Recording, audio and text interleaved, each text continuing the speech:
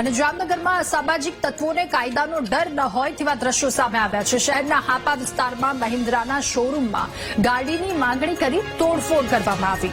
નશાની હાલતમાં બાઇક પર આવેલા બે શખ્સોએ શોરૂમના કાચ તોડ્યા।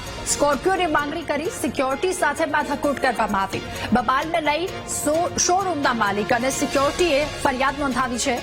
પોલીસે હરપાલસિંહ જાડેજા અને મહાવીરસિંહ ઝાલાની સામે ફરિયાદ નોંધી આ અંગે વધુ તપાસ હાથ ધરી છે। ત્યારે નશાની હાલતમાં બાઇક પર આ શખ્સો આવ્યા હતા, જેના દ્વારા તોડફોડ કરવામાં આવી।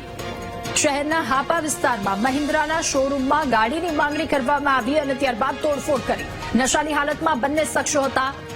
શોરૂમના કાચ તેણે તોડ્યા, સ્કોર્પિયોની માંગણી કરી અને સિક્યોરિટી સાથે માથાકૂટ કરી। આ બબાલને લઈ શોરૂમના માલિક અને સિક્યોરિટીએ ફરિયાદ નોંધાવી છે।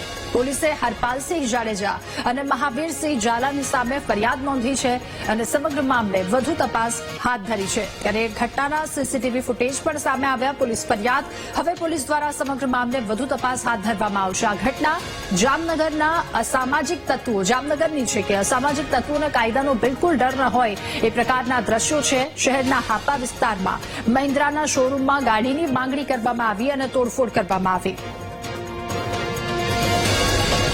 વધુ માહિતી મેળવીશું। સંવાદદાતા હિરેન આપણી સાથે ફોન લાઈન પર જોડાયા છે।